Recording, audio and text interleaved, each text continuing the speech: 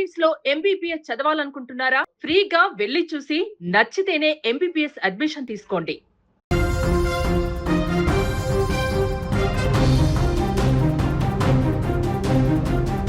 చిత్తూరు జిల్లాలో దారుణ ఘటన చోటు చేసుకుంది. ద్విచక్ర వాహనంపై వెళ్తున్న వృద్ధ దంపతులపై గుర్తు తెలియని వ్యక్తులు కత్తులతో దాడి చేసి అత్యంత కిరాతకంగా హత్య చేశారు. ఈ ఘటన రామకుప్పం మండలంలో తీవ్ర కలకలం రేపింది. ఒకేసారి ఇద్దరిని లక్ష్యంగా చేసుకుని దాడి చేయడంతో స్థానికులు భయాందోళనకు గురయ్యారు. ప్రస్తుతం ఈ కేసును పోలీసులు అన్ని కోణాల్లో దర్యాప్తు చేస్తున్నారు.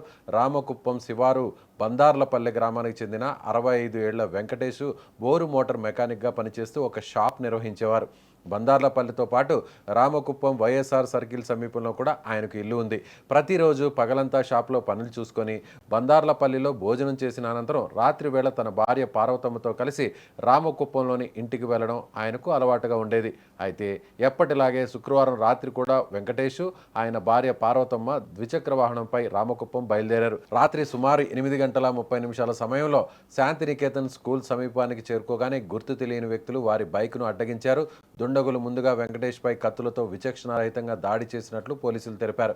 ముఖం, గొంతు భాగంలో తీవ్రంగా నరికి హత్య చేసినట్లు సమాచారం. ఈ దాడిని చూసి షాక్ గురైన పార్వతమ్మ ప్రాణాలు కాపాడుకునేందుకు అక్కడి నుంచి పరిగెత్తేందుకు ప్రయత్నించింది. ఆ దుర్మార్గురాలు అంతటితో ఆగకుండా ఆమెను కూడా వెంబడించి కొద్ది దూరంలో పట్టుకొని గొంతుపై కత్తితో దాడి చేసి హత్య చేసినట్లు పోలీసులు వెల్లడించారు. దీంతో దంపతులు ఇద్దరు అక్కడికక్కడే ప్రాణాలు కోల్పోయారు.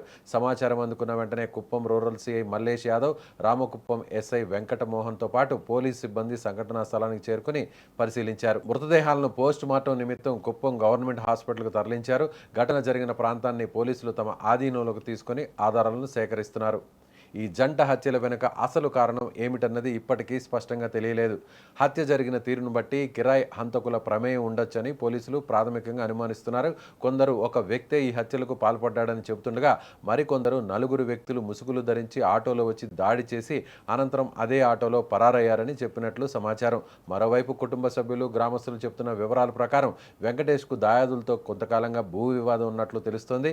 ఇటీవలే పెద్దల సమక్షంలో పంచాయతీ నిర్వహించి రాజీ కుదిరిందని గ్రామస్తులు చెబుతున్నారు. అయితే ఈ హత్యలకు ఆ భూ వివాదమే కారణమా లేక మరేదైనా వ్యక్తిగత శత్రుత్వం ఉందా అనే కోణాల్లో పోలీసులు సమగ్ర దర్యాప్తు చేస్తున్నారు.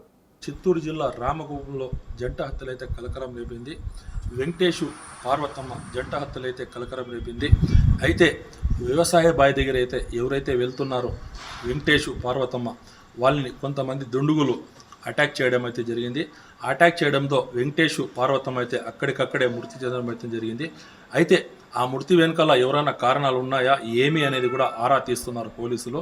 2 మంది మృతి చెందడం వెనకాల ఎందుకు వీళ్ళని హత్య చేయడం అయితే జరిగింది అనేసి పోలీసులు అయితే ఆరా తీస్తున్నారు. అయితే ఈ మృతి చెందిన పార్వతమ్మ, వెంకటేషు వీళ్ళు వ్యవసాయ బావి దగ్గరికి అయితే వెళ్తున్నారు. వెళ్ళే సమయంలో అయితే మనము అయితే గమనించవచ్చు. వెళ్ళే సమయంలో మధ్యదారిలో అయితే కొంతమంది దుండుగులు ఎంతమంది అయితే తెలియదు, కొంతమంది దుండుగులు అయితే వాళ్ళపైన అటాక్ చేయడం అయితే జరిగింది. అటాక్ చేయడంతో అక్కడికక్కడే నరికి చంపడం అయితే పార్వతమ్మ, వెంకటేష్ అక్కడికక్కడే మృతి చెందడం అయితే జరిగింది. మృతి చెందడంతో అక్కడికైతే సంఘటన స్థలానికి పోలీసులు అయితే చేరుకోవడం అయితే జరిగింది. మృతి వెనకాల ఎవరైనా కారణాలు ఉన్నాయా లేకపోతే ఏమన్నా ల్యాండ్ విషయాల్లో ఏమైనా జరుగుతున్నాయని కూడా కొంతమంది అయితే ఆరా తీస్తున్నారు.